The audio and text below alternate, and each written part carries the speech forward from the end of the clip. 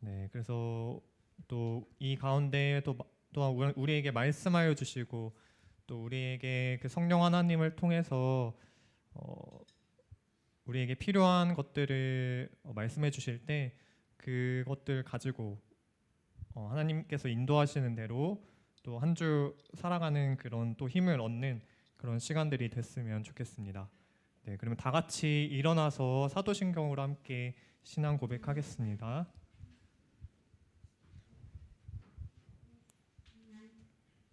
전능하사 천지를 만드신 하나님 아버지를 내가 믿사오며 그 외아들 우리 주 예수 그리스도를 믿사오니 이는 성령으로 잉태하사 동정녀 마리아에게 나시고 본디오 빌라도에게 고난을 받으사 십자가에 못 박혀 죽으시고 장사한 지 사흘 만에 죽은 자 가운데서 다시 살아나시며 하늘에 오르사 전능하신 하나님 우편에 앉아 계시다가 저리로서 산자와 죽은 자를 심판하러 오시리라. 성령을 믿사오며 거룩한 공예와 성도가 서로 교통하는 것과 죄를 사하여 주시는 것과 몸이 다시 사는 것과 영원히 사는 것을 믿사옵나이다. 아멘.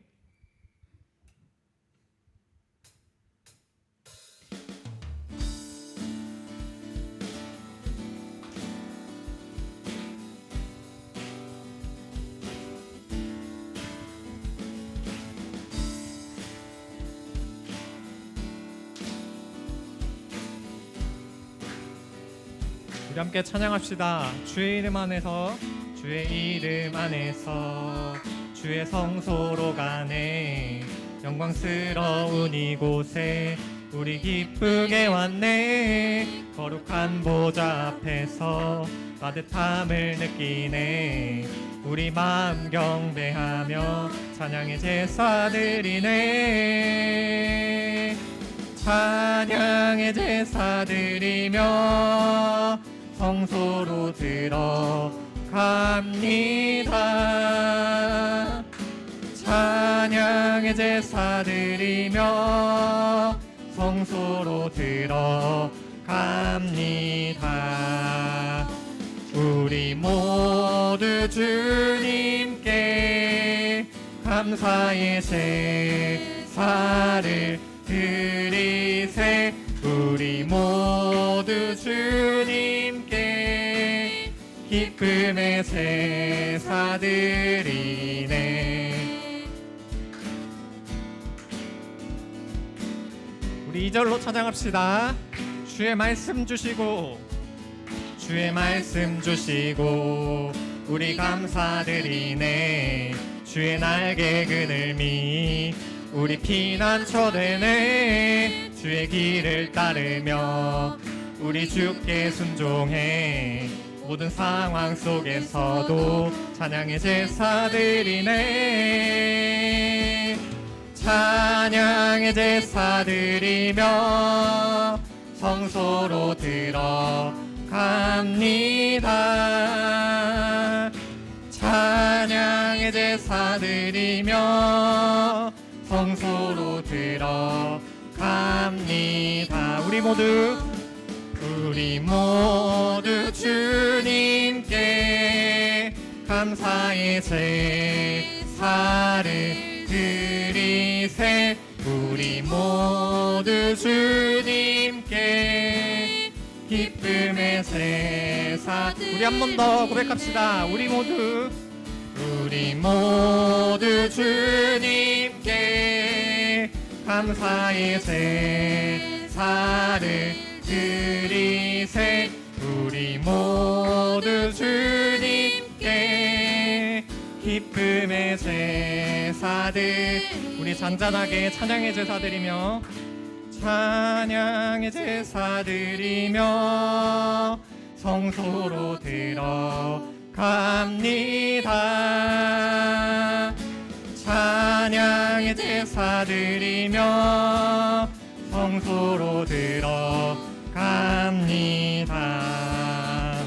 우리 모두 주님께 감사의 제사를 드리세. 우리 모두 주님께 기쁨의 제사 드리네.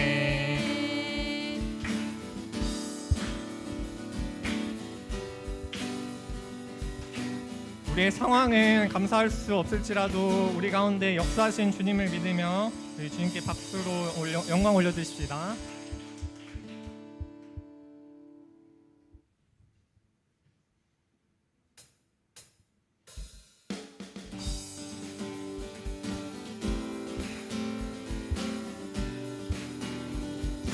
새로 배워보는 찬양인데요. 우리 함께 이 시간 불러보면서 익히며 나아갔으면 좋겠습니다.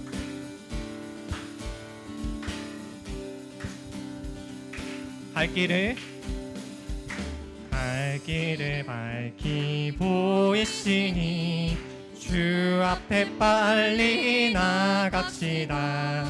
우리를 찾는 구주 예수 곧 오라 하시네. 갈 길을 밝히 보이시니 주 앞에 빨리 나갑시다. 우리를 찾는 구주 예수 곧 오라 하시네. 죄악 벗은 우리 영혼을 기뻐 뛰며 주를 보겠네. 하늘에 계신 주 예수를 영원히 섬기리.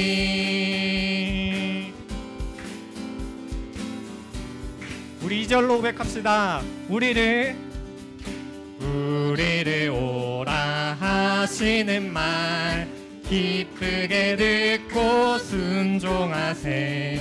구주를 믿기 지체 말고 속속히 나가세. 우리를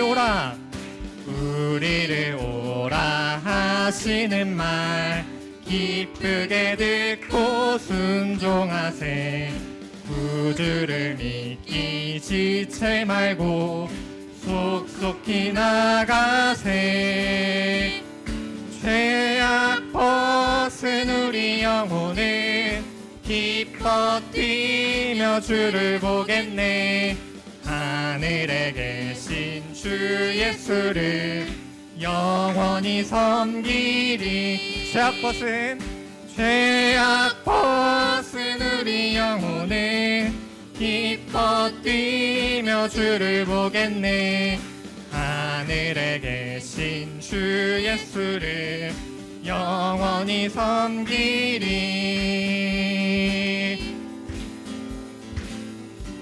우리 3절로 고백합시다. 주 오늘 여기 계시오니 주 오늘 여기 계시오니 다 와서 주의 말씀 듣세.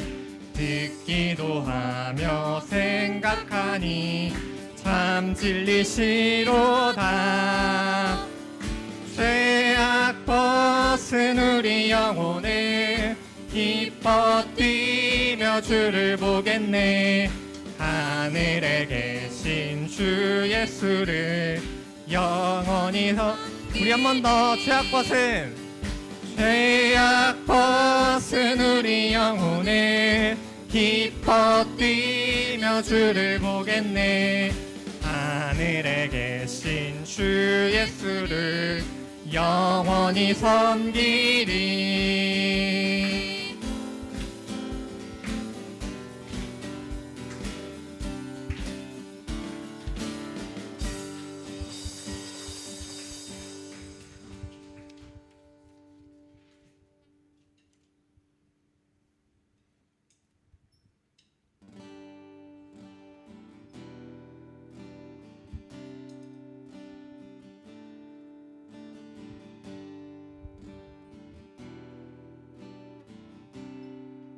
슬픈 마음 있는 자, 슬픈 마음 있는 자, 몸과 영혼 병든 자, 누구든지 부르시오. 예수 이름 부르시오. 그 이름을 믿는 자, 그 이름을 부르는 자, 그가 어떤 사람이든 그는 구원 한 번 더. 슬픈 마음 있는 자, 슬픈 마음 있는 자, 몸과 영혼 병든 자, 누구든지 부르시오. 예수 이름 부르시오.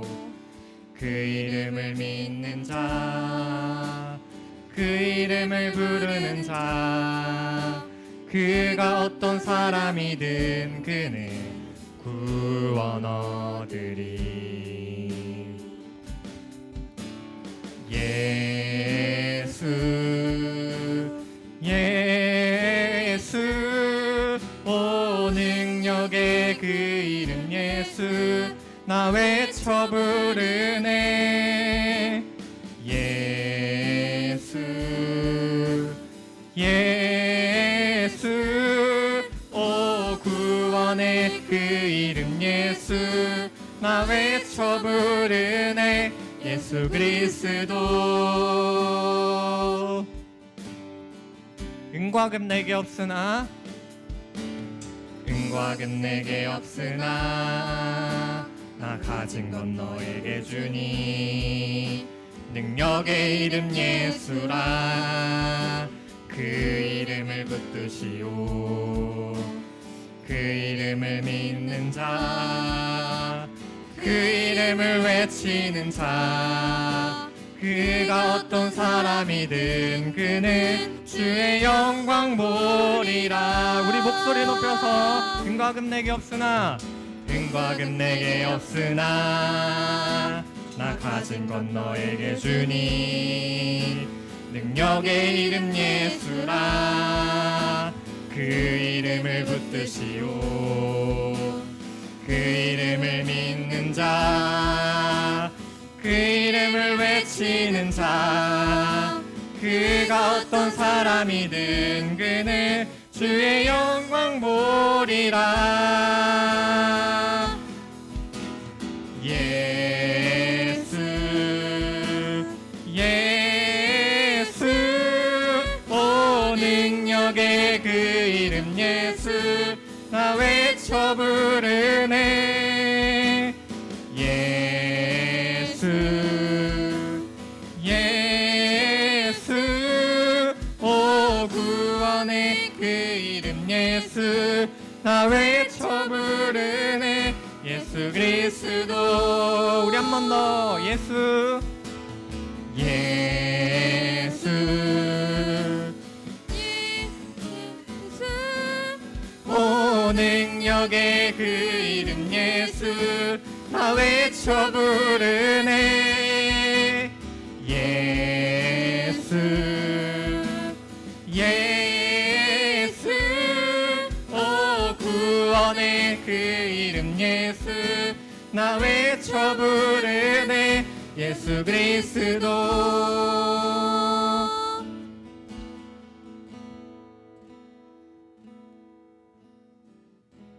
네, 우리 함께 이 시간 기도함으로 나아갔으면 좋겠습니다. 네, 우리 함께 좀 기도했으면 하는 것은 또 주님께서 우리에게 먼저 또 찾아오시고 우리를 주님의 그 사명 가운데 우리를 부르셨습니다. 우리는 그것을 믿음으로 나아가기를 원합니다. 여전히 하지만 나에게 주어진 그 사명들이 무엇인지 잘 모르고 또 여전히 말씀을 많이 듣지만 그 예수님께서 그 하신 일들에 대해서 아직 그것들이 다 무슨 말인지 그것이 나에게 무슨 상관이 있는지 잘 모를 때가 많이 있습니다. 하지만 그럼에도 불구하고 주님께서는 우리의 갈 길을 인도하시는 분이라는 것을 우리가 믿고 나아갔으면 좋겠습니다. 그래서 우리가 하는 또 성경 탐사와 우리가 함께 이 시간 예배 자리에 나와서 함께 예배드리는 것이 하나님께 또 하나님을 알아가고 하나님 앞에 더 가까이 가는 하나의 과정임을 하나님의 크신 계획임을 믿으며 나아갔으면 좋겠습니다. 그래서 우리 함께 이 시간 기도하며 나아갈 때 여전히 내 삶이 바쁘고 또 내가 할 것들이 많고 예수님이 나와 무슨 상관이 있는지 잘 모르겠지만 주님, 내가 갈 길을 인도하시는 분임을 주님 내가 믿으며 나아갈 수 있게 해달라고 고백하며 나아갔으면 좋겠습니다. 그래서 주님의 그 크신 계획을 믿으며 내가 하루하루 살아가는 자 될 수 있게 해달라고 함께 기도함으로 나아가겠습니다. 같이 기도하겠습니다. 하나님 아버지, 주님 이 시간 우리가 주님 앞에 고백하며 찬양으로 고백하며 나아갔습니다. 주님, 또 우리를 주님의 그 자리로 초청하여 주시고 또 우리에게 먼저 찾아오심으로 그 하나님이 어떤 분이신지 우리가 알게 해주셨습니다. 주님, 우리가 그것을 믿으며 나아가길 원합니다.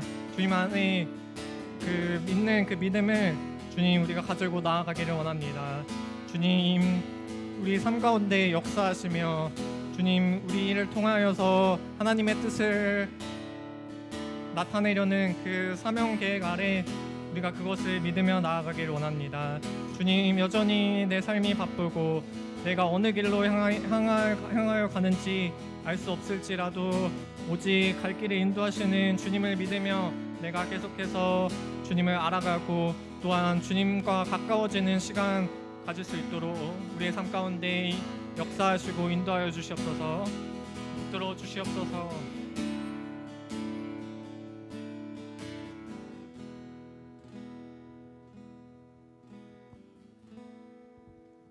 네, 조민규 선생님께서 대표 기도해 주시겠습니다. 기도하겠습니다. 하나님 아버지, 저희가 지금 이 시간에 예배당에 나와 함께 예배드리게 해주셔서 감사합니다. 아직 오지 않은 아이들을 위해 아이들 발걸음을 재촉하여 주시고 아직 함께하지 못한 친구들은 다음 주에 꼭 함께할 수 있게 도와주세요. 이 시간 전도사님 통해 복음이 아이들에게 흐를 수 있도록 도와주시고 또한 아이들을 통해 가정과 학교, 학원 등에 복음이 흐를 수 있게 도와주세요. 이 시간 예배 드릴 때 집중할 수 있는 마음과 힘을 주시고 예배 마치는 시간까지 함께 해주세요. 예수님의 이름으로 기도드렸습니다. 아멘.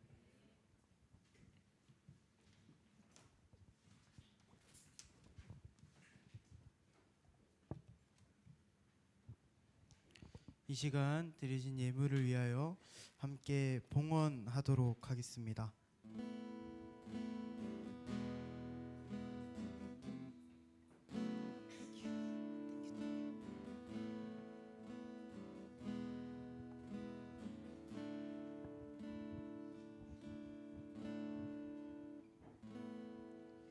이 시간 드리신 예물을 위하여 함께 기도하겠습니다. 사랑이 많으신 주님, 시험 기간 가운데 또 시험을 잘 보고 혹은 아직 시험이 끝나지 않았음에도 불구하고 주님께 예배 드리러 나올 수 있는 이런 마음과 발걸음을 허락하여 주심에 감사드립니다. 또한 주님의 것이라고 인정할 수 있는 넉넉한 마음과 동시에 또 눈에 보이는 나의 것이지만 또 주님의 것이라 인정하며 이렇게 예물을 드릴 수 있게 하여 주심에 감사드립니다. 주님, 이 시간 예물 드렸사오니 주님께서 열납하여 주시고 열납하신 예물 통하여 하나님 나라 하나님 뜻 이루어가는데 귀하게 쓰임받을 수 있도록 도와주시옵소서.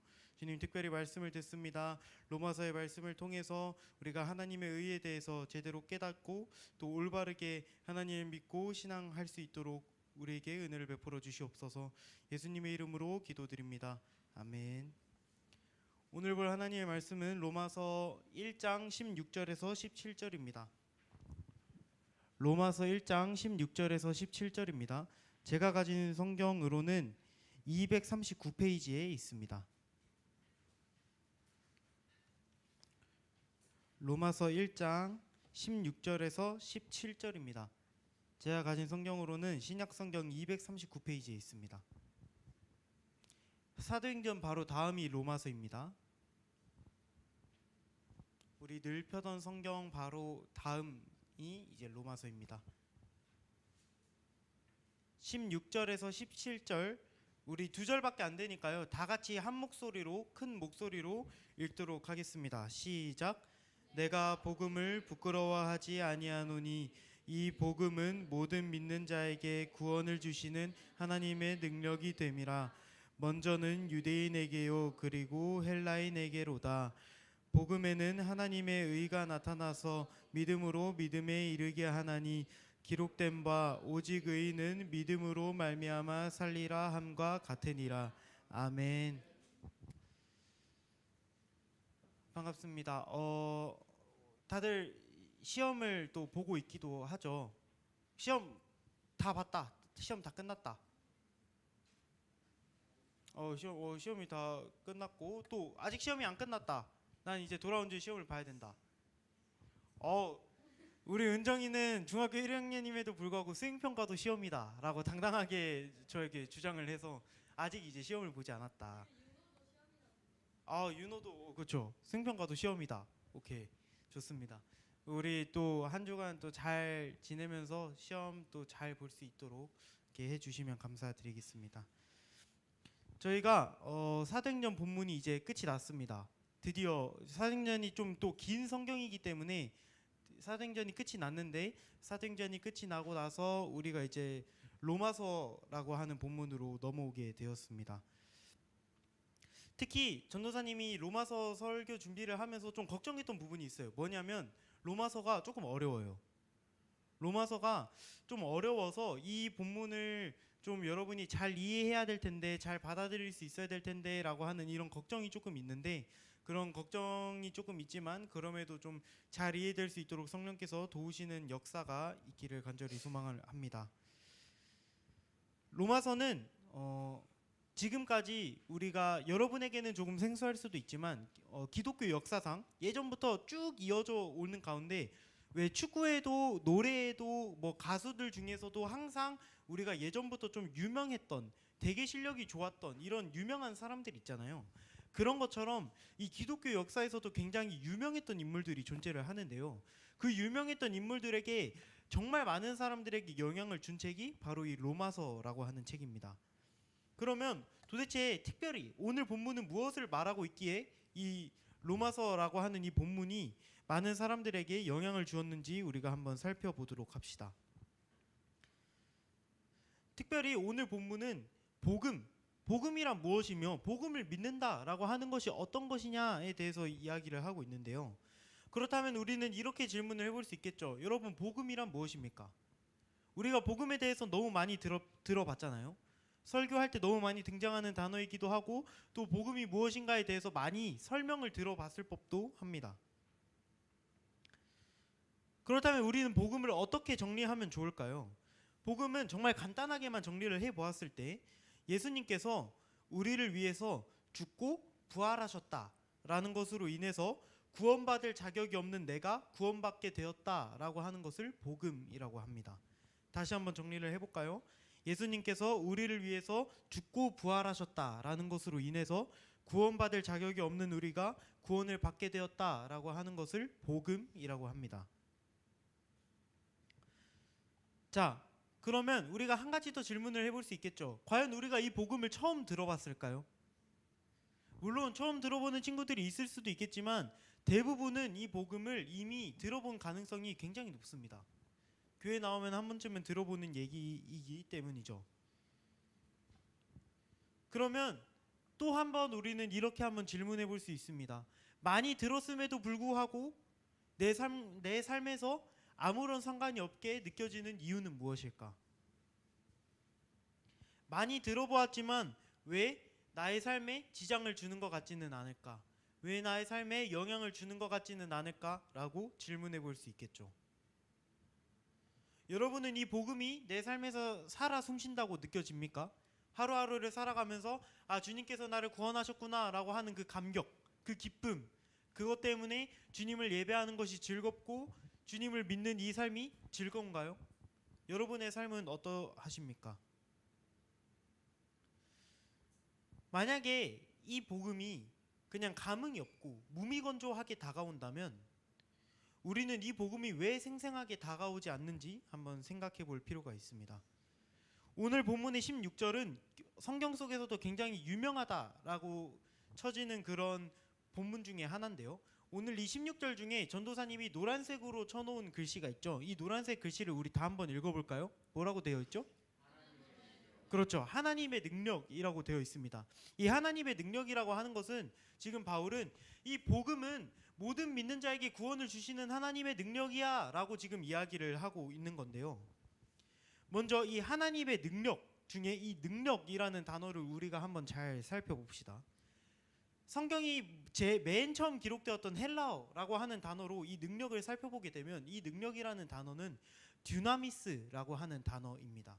이 듀나미스라고 하는 단어는 이 능력, 이 듀나미스라는 단어는 우리가 처음 들어보기 때문에 우리에게 되게 생소하고 익숙하지 않은 단어일 수 있지만 이 듀나미스라는 단어에서 파생된 우리가 너무나도 잘 알고 있는 단어가 두 가지가 있는데요.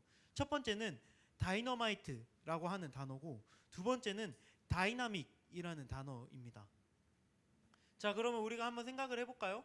여러분, 다이너마이트가 어떤 건지 아나요? 그렇죠, 폭탄이죠. 저는 여러분이 혹여나 BTS를 얘기할까봐 굉장히 노심초사하면서 설교 준비를 했습니다. 폭탄이죠. 굉장히 위력이 강한 폭탄입니다. 다이너마이트가 일반적인 폭탄이라고 하지 않고 다이너마이트라고 특별히 칭하는 이유는 이게 다른 폭탄보다 특별히 더 폭발력이 굉장히 강하기 때문이에요. 그렇기 때문에 이 복음도 마찬가지예요. 굉장히 복음이 폭발력 있고 파괴력이 있다라고 하는 것이죠. 그러면 복음이 도대체 어떤 부분에 있어서 폭발력이 있습니까? 어떤 부분에 있어서 파괴력이 있습니까? 라고 했을 때 어떤 것이 있냐면 나의 잘못된 가치관, 나의 잘못된 이 죄악된 습관, 내가 끊임에서 계속해서 반복되는 그 죄, 그런 것들을 다 산산이 부셔버릴 만큼 강하게 폭발력이 있다, 파괴력이 있다라고 해서 복음은 그러한 파괴력을 가집니다. 또한 전도사님이 방금 얘기했듯이 다이너마이트뿐만 아니라 복음에서 파생된 단어로서 다이나믹이라고 하는 단어가 있다라고 했어요. 여러분, 다이나믹이라고 하는 단어의 뜻이 어떤 것인지 아나요? 역동성, 생동성 이런 것을 뜻하는 단어이죠. 그러면 또 한 가지 질문을 해보겠습니다. 복음은 어떻게 생생하고 역동적일 수 있을까요? 복음을 들었을 때나 듣지 않았을 때나 별 차이가 없는 것이 아니라 복음을 듣고 나서 그걸 받아들였을 때는 굉장히 그 복음이 우리의 삶 가운데 생생하고 역동적이라는 거예요. 내가 구원받았다라고 하는 확신이 너무 강하게 될 수 있고요. 내가 구원받은 사람이야, 예수님께서 나를 구원하셨어 라고 하는 그 역동적인 그 사실이 나의 삶 속에서 너무 눈에 보이는 거예요. 생각하는 게 달라지고요, 말하는 게 달라지고요, 행동하는 게 달라지는 거예요. 그만큼 눈에 보일 만큼 복음은 역동적이라고 하는 것이죠. 그러면 우리는 복음은 폭발력 있는 다이너마이트와도 같다라고 했고요, 굉장히 다이나믹한 역동적이기도 하다라고 하는 것을 우리는 살펴보았습니다. 그러면 한 가지 또 우리는 살펴보아야만 할 부분이 있죠. 우리 삶 가운데 복음은 폭발력 있고 역동적입니까? 어쩌면 우리는 복음을 받아들이고 복음을 열심히 듣지만 복음이 폭발력 있고 파괴력이고 나의 죄를 산산이 무너뜨리고 나의 이 하나님을 믿지 못하는 이런 마음을 산산이 부셔뜨리고 너무나도 역동적이고 생생한 나의 삶을 제공한다라기보다는 오히려 무미건조하고 잘 와닿지 않게 받아들여지는 순간이 분명히 있죠. 아니면 어쩌면 저와 여러분의 삶 가운데는 오히려 더 그러한 상황이, 그러한 순간이 훨씬 많을 수 있죠. 그런데 이 로마서를 쓴 바울은 분명히 얘기를 합니다. 복음은 폭발력 있고 역동적이야. 근데 그럼에도 불구하고 왜 우리의 삶 가운데 복음이 폭발력 있고 역동적이지 않을까요? 자, 다시 한번 우리가 오늘 본문의 16절을 또 한번 살펴보도록 합시다. 전도사님, 이번엔 다른 부분에 노란 색깔을 입혀놨는데요. 우리 다 한번 읽어볼까요? 내가 복음을 부끄러워하지 아니하노니 라고 되어 있어요. 자, 바울은 지금 나는 복음을 부끄러워하지 않습니다 라고 이야기를 하고 있어요. 그럼 반대로 생각을 해봅시다. 여러분, 복음이 부끄러운 것일 수 있을까요? 한번 생각을 해볼까요? 여러분, 복음이 부끄러울 수 있을까요? 어떻게 생각하시나요?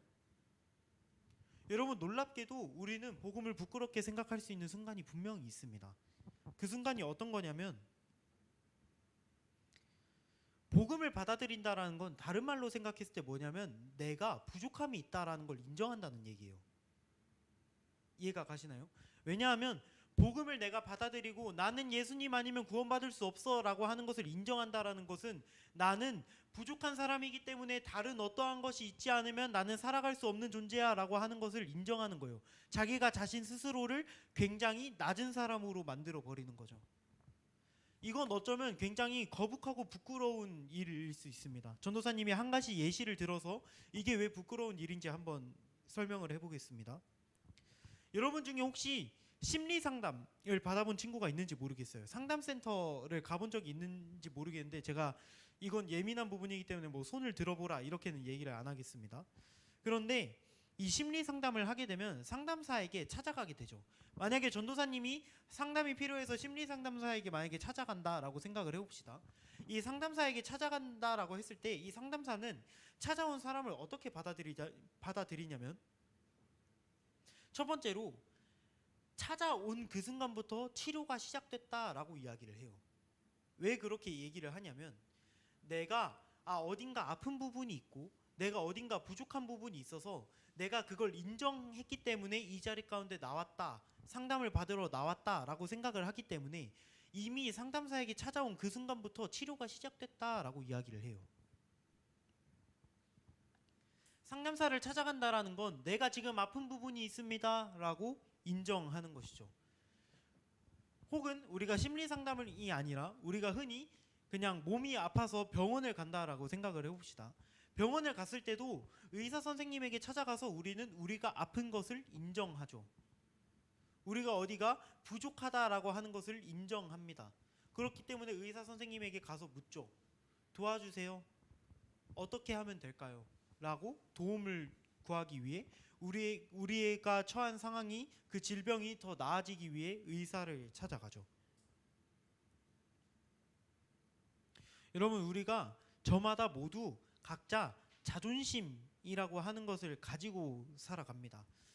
자, 그러면 전도사님 질문 한번 해볼게요. 여러분이 봤을 때는 전도사님이 되게 자존심이 세 보이나요? 아니면 약해 보이나요? 어떨 것 같아요? 대충 한번 예상을 해봅시다. 어떨 것 같아요? 약할 것 같다. 또? 다 약할 것 같다고 생각하나요? 오, 되게 의외네요. 제가 겸손하게 보였나 봐요. 사실 제가 자존심이 굉장히 강합니다. 그렇게 안 보일 수 있는데 전도사님 자존심이 굉장히 강해요. 그만큼 제가 하는 일에 대해서 어떤 일에 대해서 되게 진심으로 하는 걸 되게 좋아하는데 그만큼 전도사님은 자존심이 굉장히 강합니다. 자신감, 자존심. 그래서 사실 전도사님도 누군가가 전도사님 이렇게 지적하거나 그것보다 이게 맞지 않을까? 너의 그거는 틀렸어. 너가 생각하는 그런 것보다 너가 주장하는 것보다 이게 더 맞을 것 같아 라고 얘기를 하면 그걸 참 받아들이기를 어려워해요. 전도사님도 참 자존심이 강한 사람이죠. 사실 우리는 사람마다 각자 모두 저마다의 자존심을 가지고 살아갑니다. 내가 부족하다라고 하는 것, 내가 결핍이 있다라고 하는 것, 내가 아프다라고 하는 것을 인정하기 어려워하죠. 혹은 인정하기 싫기도 하죠. 어쩌면 자연스러운 것일지도 모르겠습니다. 우리가 그런데 복음 앞에서 이 자존심을 세워간다라고 할 때 큰 문제가 생기는데 뭐냐면 복음 앞에서 자존심을 세운다라고 하는 것은 내가 복음을 받아들이지 못하겠다라고 하는 것과 똑같습니다.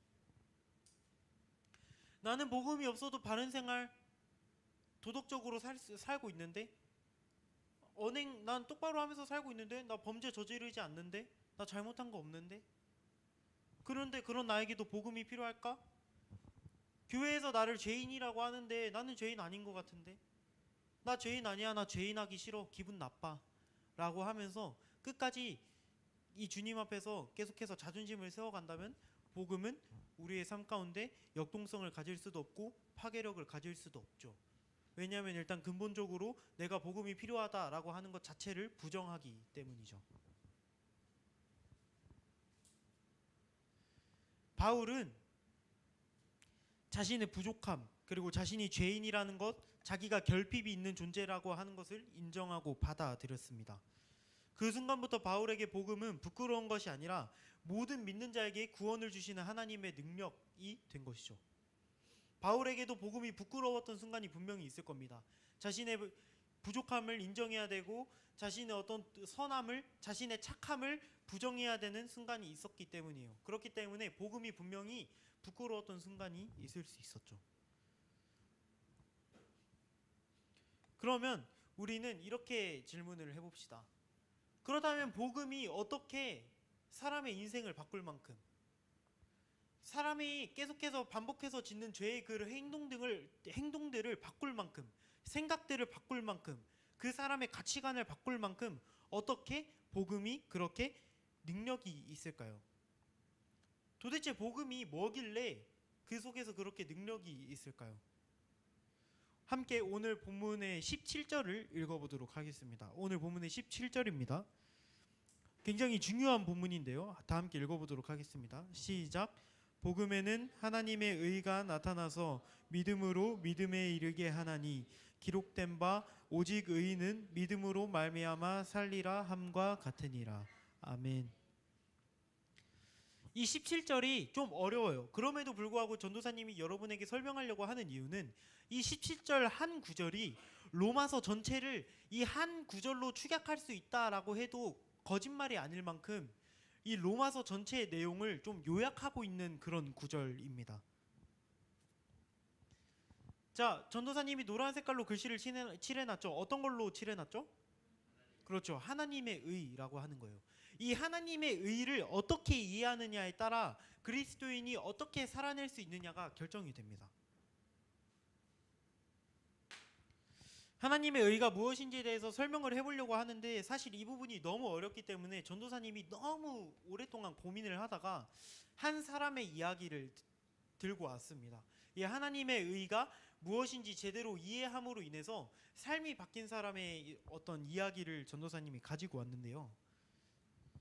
전도사님이 딱 이 순간 퀴즈를 하나 내보도록 하겠습니다. 맞추는 사람에게 전도사님이 또 사비로 상품을 드리도록 하겠습니다. 자, 1517년이라고 하는 연도에, 물론 우리가 살고 있는 이 시대와 너무나도 먼 이야기지만 전도사님이 여러분이 이 이야기를 들은 것으로 알고 있는데 종교개혁을 일으킨 사람이 있어요. 이 사람의 이름이 혹시 뭔지 아시나요? 그렇죠. 정답입니다. 하진이가 손을 들었는데 희원이가 조금 더 빨리 대답을 했어요. 마틴 루터라고 대답을 했습니다. 희원이에게는 전도사님이 이제 상품을 주도록 하겠습니다. 기프티콘으로. 그런데 전도사님이 마틴 루터라고 하는 사람의 이야기를 왜 하냐면 종교개혁의 이야기를 하려고 하는 게 아니라 이 사람의 삶에 대해서 이야기를 해보려고 합니다. 자, 이 마틴 루터는 하나님의 의를 하나님이 정의로운 분이다라고 이해를 했어요.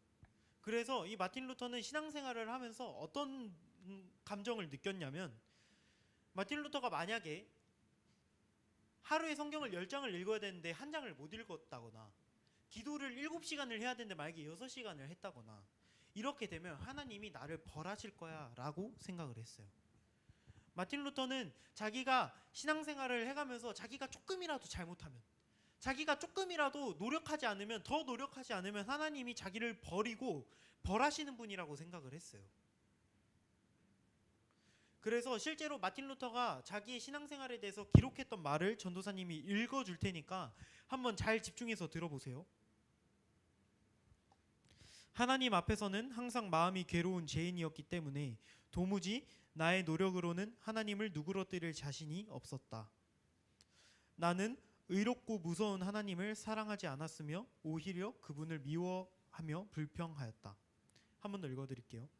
하나님 앞에서는 항상 마음이 괴로운 죄인이었기 때문에 도무지 나의 노력으로는 하나님을 누그러뜨릴 자신이 없었다. 나는 의롭고 무서운 하나님을 사랑하지 않았으며 오히려 그분을 미워하며 불평하였다. 이 마틴 루터는요, 오히려 하나님이 자신을 심판하는 분이라고 생각을 했기 때문에 이 하나님의 의가 심판한다라고는 의미로 받아들였기 때문에 오히려 하나님이 너무 무섭고 거리감 있게 느껴졌다는 거예요. 그래서 하나님을 사랑하는 게 아니라 오히려 하나님이 무섭고 하나님이 미웠다고 하는 것이죠. 그러던 중에 이 루터가 오늘 우리가 읽은 본문 로마서 1장 17절을 읽으면서 이 로마서 1장 17절을 통해서 하나님의 의가 정확히 무엇인지 깨닫게 되는 순간이 있었다고 합니다. 다시 루터의 말을 읽어드리도록 하겠습니다. 그 후 하나님이 우리에게 은혜와 자비를 베푸셔서 믿음으로 말미암아 의롭다 함을 받는 것이 그분의 의라는 것을 온전히 이해하게 되었다. 그 순간 나는 새롭게 태어났고 천국에 이르는 열린 문을 통과했다고 느꼈다. 한 번 더 읽어드릴게요. 그 후 하나님이 이 하나님의 의가 어떻게 받아들여졌는지에 대해서 이야기하는 겁니다.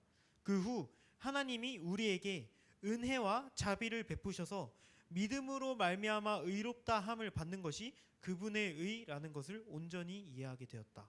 그 순간 나는 새롭게 태어났고 천국에 이르는 열린 문을 통과했다고 느꼈다. 정리를 해보면 조금 더 구체적으로 이 말을 풀어준다면 이런 뜻이에요. 하나님의 의는 하나님이 너무 의로운 분이라서, 하나님이 너무 깨끗하고 정직한 분이라서 정직하지 않은 인간이 죄 짓는 거를 보면 꼴도 보기 싫어서 벌하고 심판하시고 그 사람을 버린다, 이런 의미가 아니라 내가 결핍을 인정하고 나 죄인입니다 라고 하는 것으로 내가 복음을 인정하고 받아들일 때 비록 내가 하나님 입장에서 너무 부족한 사람이더라도 나를 버리지 않으시고 나를 벌하시지 않으시고 그 복음을 믿는 것, 무시하는 게 아니라 믿을 때 하나님이 그것으로 인해서 그냥 그 믿음 하나 때문에 우리를 죄인이 아니라 사랑스러운 하나님의 자녀로 인정해 준다라고 하는 거예요. 이 마틴 루터라고 하는 사람이 어떤 사람이었냐면요, 지금 우리 성천교회에 있는 계단의 수를 다 합쳐도 안 될 만큼 굉장히 높은 계단을, 그 계단에 유리 조각을 깔아놓고 무릎으로 걸어 올라가면서 내가 이렇게 해야 하나님 앞에 지은 죄가 회개가 된다라고 생각하면서 그렇게 살았던 사람이에요. 근데 마틴 루터가 그렇게 살다가 깨닫게 된 순간이 있어요.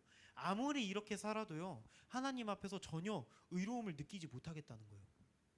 아무리 이렇게 살아도요, 자기가 짓는 죄가 사라지지가 않았다는 거예요. 아무리 이렇게 생각해봐도, 아무리 도무지 생각해봐도 하나님의 사랑이 도무지 느껴지지 않았다는 거예요.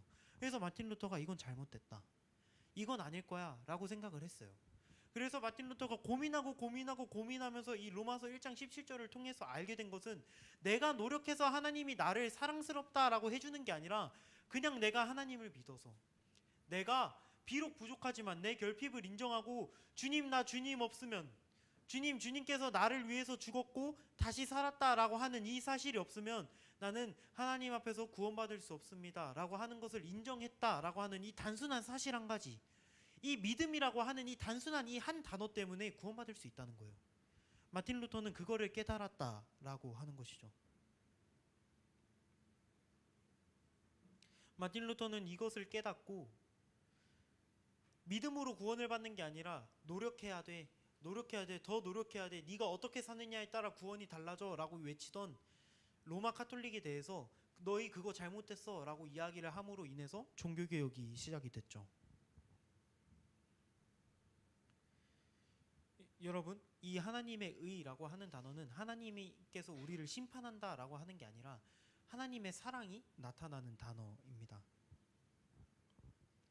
우리가 그것을 믿어야만 그것이 우리가 죽을 죄인이 아니라 사랑스러운 하나님의 자녀가 된다라고 하는 것이죠. 그때 하나님께서 우리를 의인으로 인정해 준다라고 합니다. 그래서 오늘 본문의 17절 마지막은 구약 성경의 하박국에 있는 그 성경을 인용한 것인데요, 이렇게 기록이 되어 있습니다. 오직 의인은 믿음으로 말미암아 살리라 함과 같으니라. 다시 한번 읽어볼까요? 오직 의인은 믿음으로 말미암아 살리라 함과 같으니라. 어떻게 기록되어 있죠? 오직 의인은 행동으로 말미암아 살리라 함과 같으니라가 아니라 오직 의인은 믿음으로 말미암아 살리라 함과 같다라는 거예요. 우리가 막 노력해서 구원을 얻는 게 아니라 우리가 주님, 나 결핍 있습니다, 주님, 나 인정합니다, 내 자존심 다 내려놓습니다, 맞습니다, 나 죄인입니다 라고 인정했을 때, 그리고 그렇게 인정해서 주님, 그렇기 때문에 나 복음이 필요합니다, 주님, 그렇기 때문에 나 복음이 필요합니다 라고 인정했을 때 그때 하나님의 사랑이 그 복음 안에 나타난다라는 거예요. 그게 하나님의 의라는 거예요. 이거를 올바르게 이해하는 것이 왜 중요하냐면 전도사님이 어렸을 때 신앙생활을 할 때 교회 전도사님 어렸을 때 다니던 교회 이야기입니다. 삶에 있어서 어려움을 겪고 있는 사람에게 이렇게 말씀하시는 분들이 되게 많았어요. 너 하나님 앞에서 잘못해서 그래. 너 얼마 전에 예배 빼먹었지? 너 얼마 전에 예배 안 나왔더라? 그러니까 하나님이 너 치시는 거야. 이렇게 얘기하는 사람이 되게 많았어요. 전도사님이 전도사가 되겠다라고 결단하고 신학대학교에 들어가서 신학을 할 때도 신학을 먼저 하고 있던 선배 전도사들이 저한테도 와서 얘기했었어요. 너 전도사 하면서 똑바로 안 하면 너 제대로 안 살면 하나님 앞에 벌 받아. 가끔 하나님이 치신다. 이렇게 얘기하시는 분들 되게 많았어요. 여러분, 만약에 우리가 제대로 못 살 때 하나님께서 우리를 치시고 우리가 제대로 살 때는 하나님께서 그래 좀 봐줄만 하네 라고 했으면 여러분 우린 진작에 다 죽었어야 됐어요.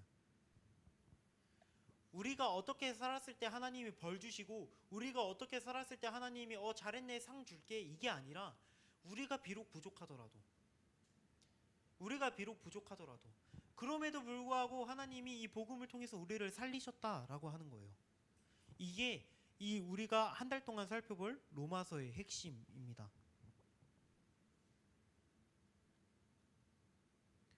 전도사님도 한때 이 마틴 루터처럼 굉장히 불안에 떨면서 살았던 시간이 있었습니다.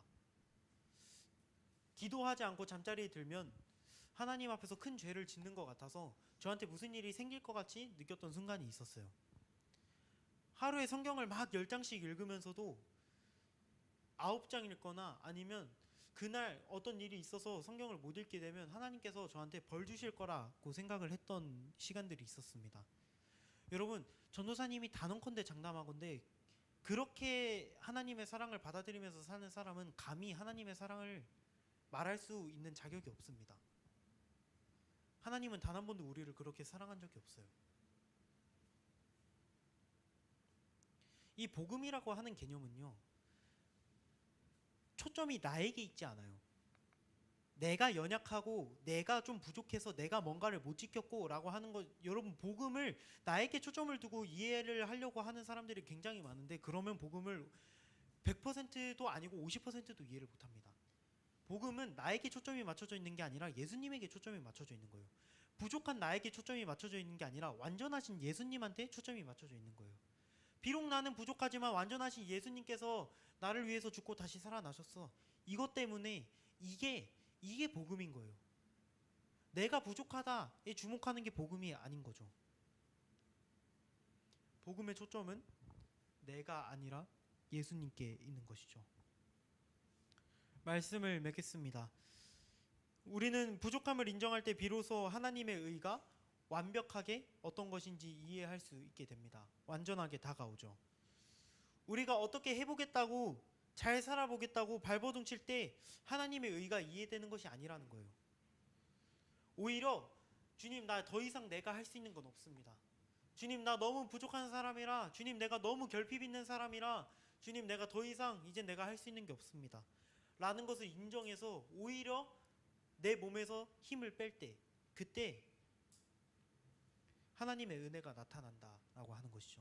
그게 복음입니다.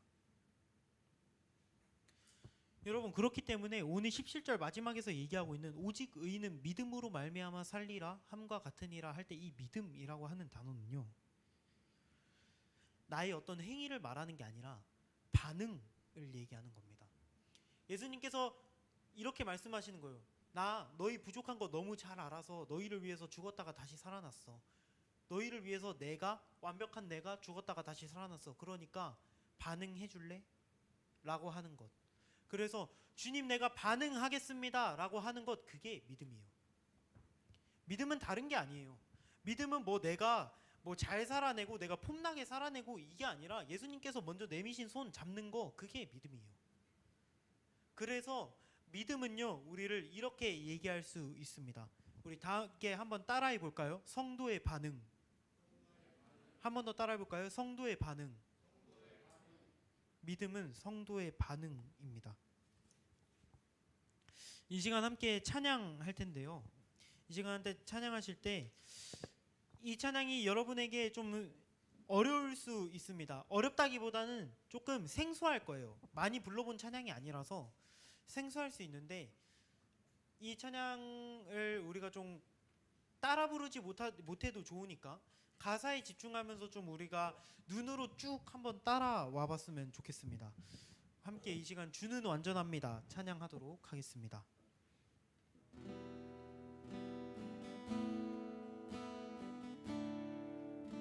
주여 우린 연약합니다. 주여 우린 연약합니다. 우린 오늘을 힘겨워합니다. 우린 오늘을 힘겨워합니다. 주뜻 이루며 살기엔 부족합니다. 주뜻 이루며 살기에 부족합니다. 우린 연약합니다. 주여 우린 넘어집니다. 주여 우린 넘어집니다. 오늘 하루 또 실수합니다. 오늘 하루 또 실수합니다. 주의 긍휼을 구하는 주의 긍휼을 구하는 죄인입니다. 우리 주만 바라봅니다. 한없는 주님의 은혜 한없는 주님의 은혜 온 세상 위에 넘칩니다. 가릴 수 없는 주 영광 온 땅 위에 충만합니다.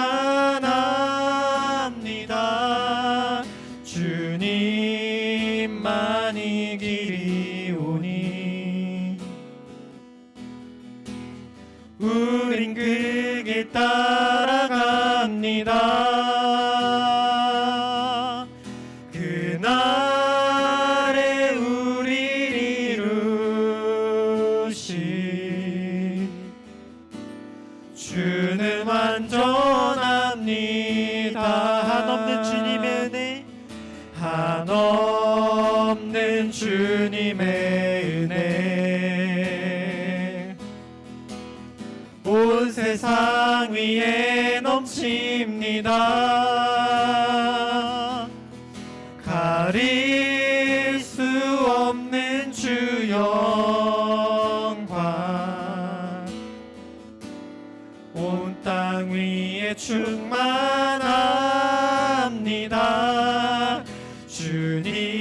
주님만이 길이 오니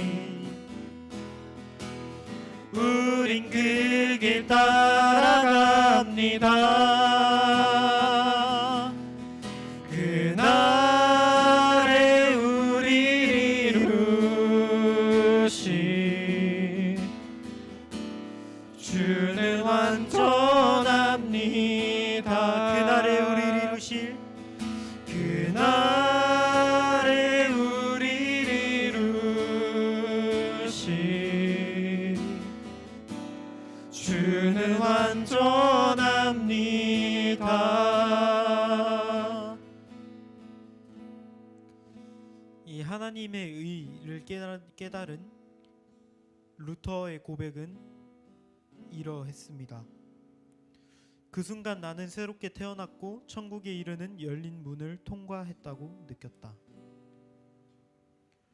루터의 고백이었습니다. 그 순간 나는 새롭게 태어났고 천국에 이르는 열린 문을 통과했다고 느꼈다. 여러분, 우리가 해야 되는 건 아무것도 없어요. 이미 예수님께서 다 했어요. 이미 예수님께서 다 했어요. 뭔가를 우리가 해야 된다라고 예수님께서 말씀하시는 게 아니라 이제는 우리가 반응해야 된다라고 얘기하는 거예요. 믿으면 된다라고 얘기를 하는 거예요. 그래서 이렇게 얘기하는 거예요. 오직 의인은 믿음으로 말미암아 산다. 의인은 행동으로 사는 게 아니라 믿음으로 산다. 이제 반응하면 돼. 내가 다 했어. 믿으면 돼. 믿기만 하면 돼.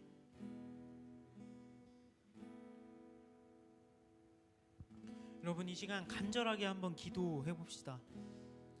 여러분, 믿어지지 않는다면 우리가 해야 될 거는 믿어지게 해달라고 기도하는 것, 그거 말고 없는 거예요. 그거 말고 우리가 해야 되는 것도 없고 할 수 있는 것도 없는 거예요. 우리 이 시간 함께 이렇게 기도해 봅시다. 하나님, 내가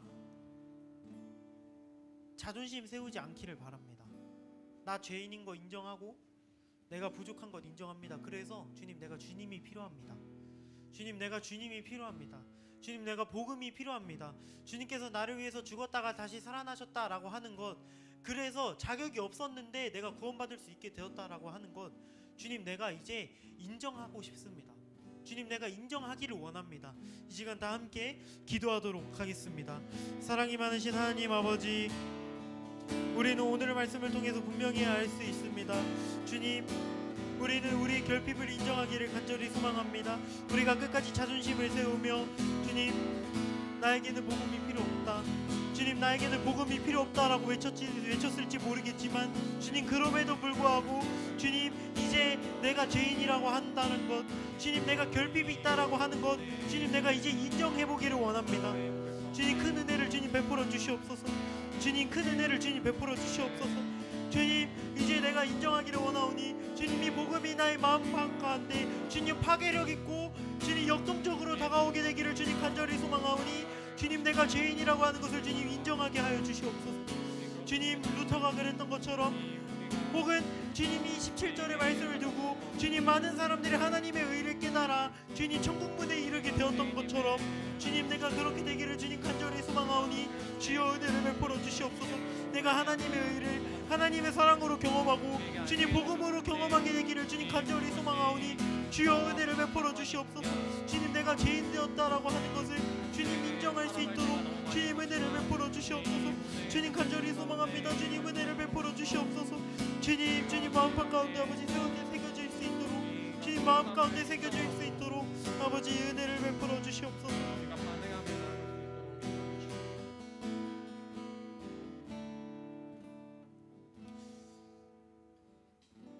주님, 우리에게는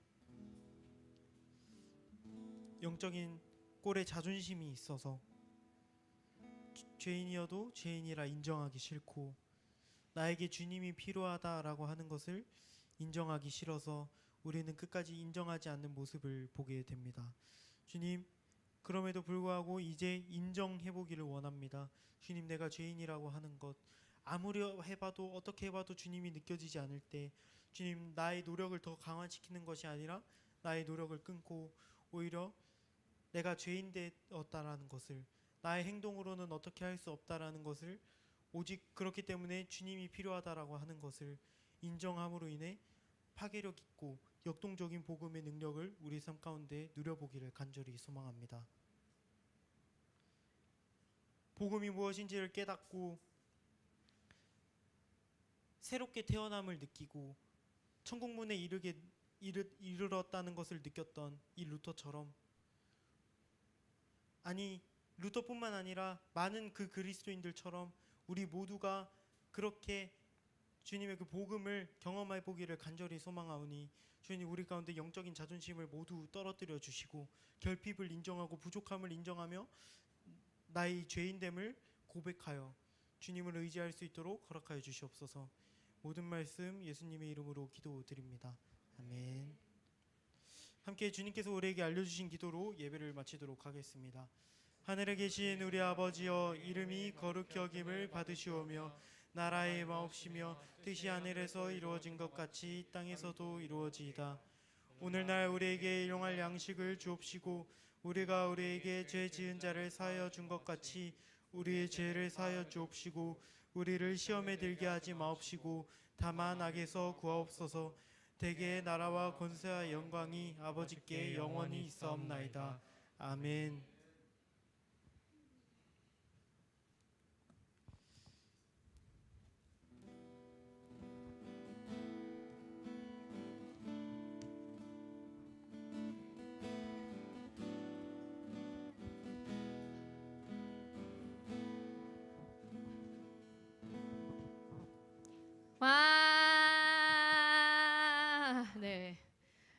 오늘도 일주일 동안 잘 살아내시고 이 자리에 가서 같이 예배드린 여러분 축복하고 환영합니다. 왜 시험을 안 보는 1학년들이 늦는 거지 오늘은? 아, 시험 본다고요? 예, 알겠어요. 예, 화이팅 하세요. 시험 다 끝나셨나요? 아직 안 끝났나요? 언제 끝나는데요? 내일 시작이라고? 아, 진짜? 화이팅 하세요. 네, 매주 10시에 이 자리에 모여서 같이 예배드리도록 합니다. 10분 전에 꼭 핸드폰 다 내주시고요. 성경 탐사 지금 계속 진행이 되는데 오늘 여기 주보에 받으셨죠 이거? 이거 받으셨죠? 네, 그래서 5월에도 계속 진행이 되니까 꼭 시험 기간이라고 미루지 마시고 꼭 말씀으로 승리하시기 바랍니다. 궁금하신 사항은 전사님께 연락을 주시고요. 자, 오늘 그 지난주에 우리 수련회 가정통신문 나갔었죠? 부모님 보여드렸나요? 네, 오늘 그 가정통신문 참석 그 여부 가져온 사람. 네, 이럴 줄 알았어요. 그래서 선생님들 이따가 요거 한 장씩 받아주셔서 참석 여부 좀 체크 좀 해주세요. 그래서 참석하면 동그라미, 안 하면 X, 모르겠어요 물음표. 그다음에 사유도 좀 적어주시고요. 그래야 나중에 저희가 또 설득을 또 해보려 우리 신시훈이 꼭 가도록 기도해 주시기 바랍니다. 지금 누나가 못 간다고 온 가족이 안 간다네요. 이게 말이 되나요? 네, 그래서 우리 신시훈이 성적 잘 나왔다고 지금 아까 자랑했는데 잘했어요. 네, 그래서 수련회 참석 여부 확인해 주시고요. 오늘은 특별한 내용 없는데 다음 주에 어린이주일입니다, 여러분. 어린이 여러분. 네, 그래서 다음 주에는 맛있는 가식과 레크가 준비되어 있습니다. 와, 그래서 기대하고 오시고요. 우리 현찬이 꼭 데리고 와주세요. 네, 시골 갔대요. 자, 오늘 4월 마지막 주 생활 잔치를 합니다. 와, 자, 띄워주시겠어요? 민규 쌤, 띄워주세요. 이거. 당신은 사랑받기 위해. 네, 윤현석, 김다혜, 고하은 4월 생일입니다. 박수. 혹시 나 빠졌어요 하는 친구 있나요? 없죠? 네, 잠시 일어나 주실까요? 앞에 나오라고 하지 않을게요. 잠시 일어나만 주세요. 네, stand up please. 영어로 해야 알아듣네요. 오케이. 우리 당신은 사랑받기 위해 태어난 사람, 우리 손을 좀 뻗어서 축복하는 마음으로. 우리 마음이 선물이에요. 우리 얼굴이 선물이에요 하는 마음으로. 네. 받아줄지 모르겠지만. 네, 우리 종미 쌤. 네. 네. 시작하세요. 우리 마음을 담아서 가사를 잘 생각하면서 당신은 사랑받기 위해 태어난 사람. 당신은 사랑받기 위해 태어난 사람. 당신의 삶 속에서 그 사랑받고 있지요. 받고 있지요. 당신은 사랑받기 위해 태어난 사람. 당신의 삶 속에서 그 사랑받고 있지요. 박수. 네, 선물은 카톡으로 보내드리도록 하겠습니다. 네, 앉으셔도 되고요.